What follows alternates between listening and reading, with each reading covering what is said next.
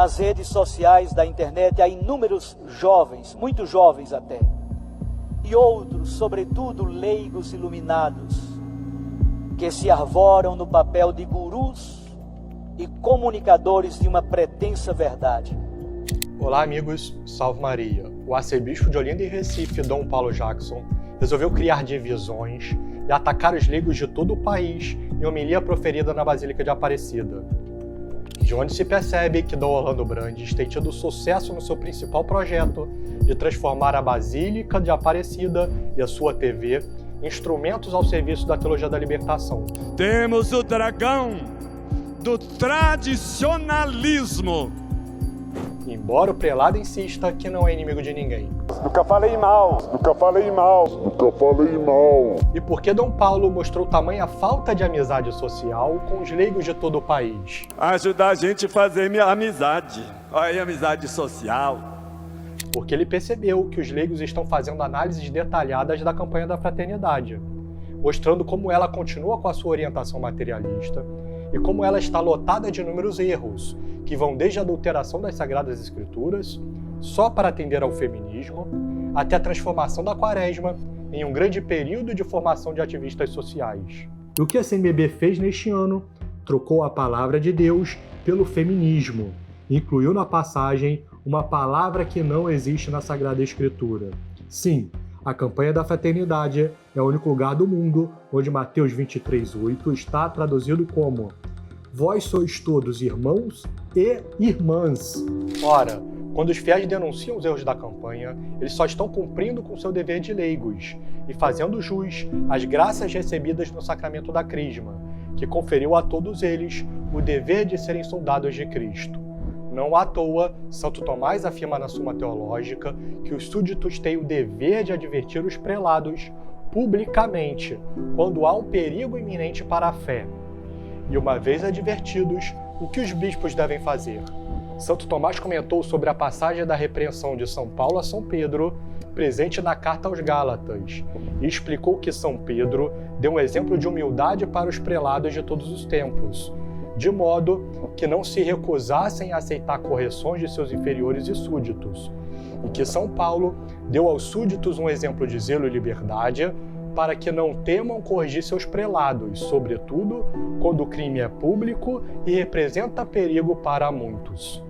Essa passagem de Santo Tomás foi muito bem explicada pelo então Padre Rifan. Ele teve em sua frente, que resistiu a ele, São Paulo. São Paulo diz na Epístola aos Gálatas que resistiu em face.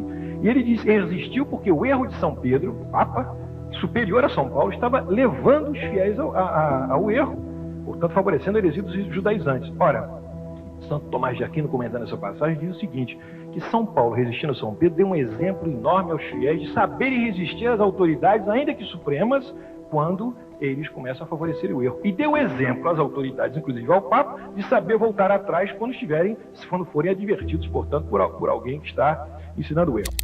E é por isso que todos os leigos têm o dever de lamentar quando um bispo se propõe a ostentar a cruz do revolucionário Dom Helder. Eu queria ver se o grande Leão de Campos, Antônio de Castro Maia, visse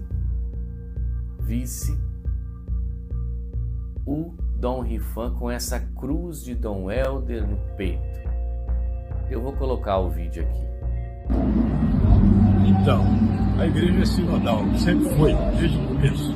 Então nós estamos juntos. Por isso que eu faço parte da CNBB, eu sou bispo católico, e por isso que eu coloquei a cruz do Congresso, na casa que Dom Helder usava. Diante do que diz Santo Tomás de Aquino, Dom Paulo Jackson deveria aceitar a correção dos leigos de todo o país, rasgar o texto base da campanha da fraternidade e focar durante toda esta quaresma em homilias que não lacrem, mas que sejam voltadas para a oração, jejum, esmola e penitência.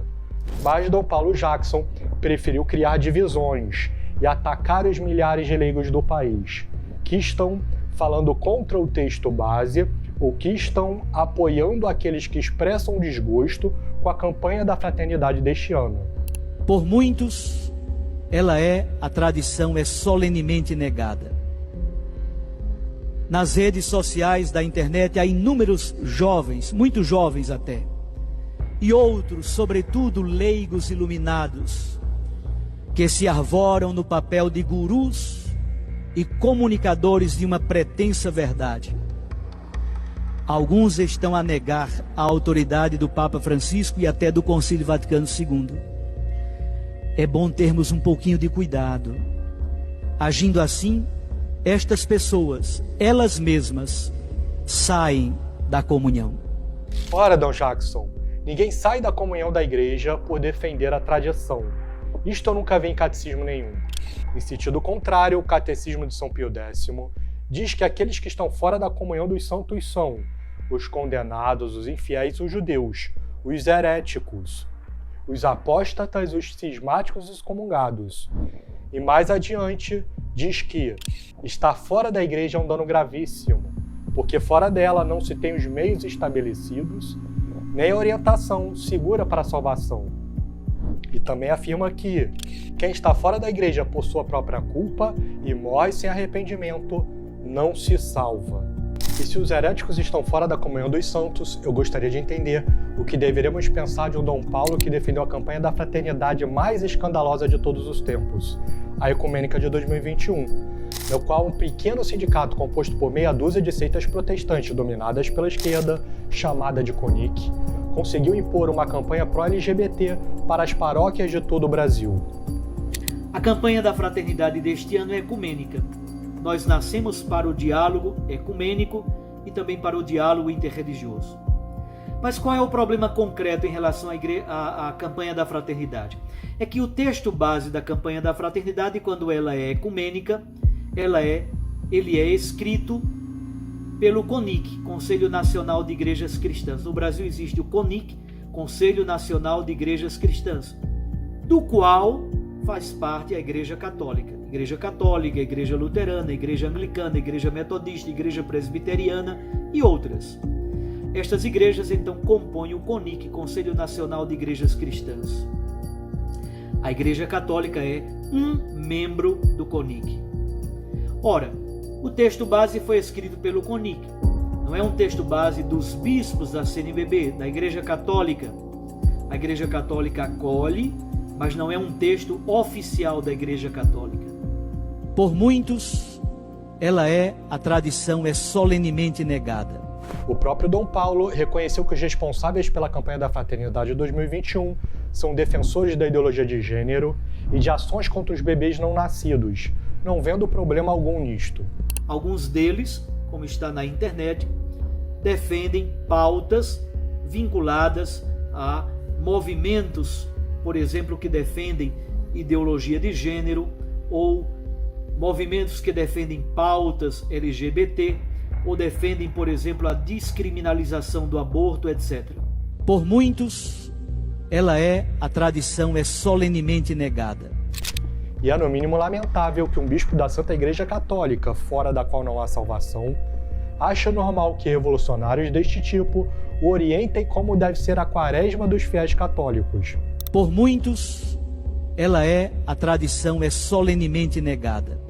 Como a tradição da igreja é algo que não é estanque ou estático, muitos imaginam a tradição da igreja como algo estanque, estático. Mas é um desenvolver na linha do que sempre foi crido por todos em todos os momentos e locais. Pio XI seguiu a tradição da igreja exposta no Catecismo de São Pio X e condenou todas as reuniões ecumênicas que estavam surgindo, reuniões que nem eram tão graves como as que Dom Paulo defendeu em 2021. Por muitos, a tradição é solenemente negada. A encíclica Mortalium Animus, Pio XI, determinou que a Igreja Católica não pode participar de semelhantes reuniões e que aos católicos de modo nenhum é lícito aprovar ou contribuir para estas iniciativas e, se o fizerem, considerarão autoridade a uma falsa religião cristã, sobremaneira alheia à única Igreja de Cristo. Por muitos, a tradição é solenemente negada.